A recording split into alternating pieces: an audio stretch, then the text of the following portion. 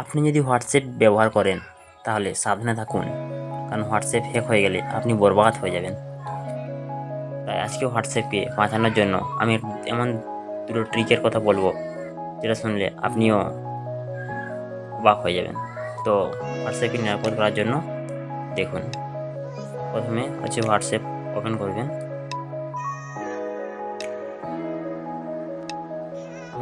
তারপর 3 ডটে ক্লিক করবেন, দিয়ে তারপর সেটিং ক্লিক করার পর আপনি ক্লিক করবেন অ্যাকাউন্টে ক্লিক করার পর সিকিউরিটি নোটিফিকেশান, এই সিকিউরিটি নোটিফিকেশানটা অন করে দিবেন। আমার অন করা আছে, এটা অন করে দিবেন।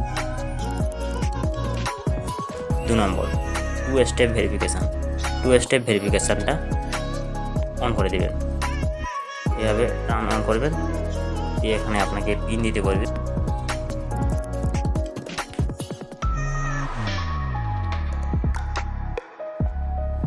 দিয়ে 3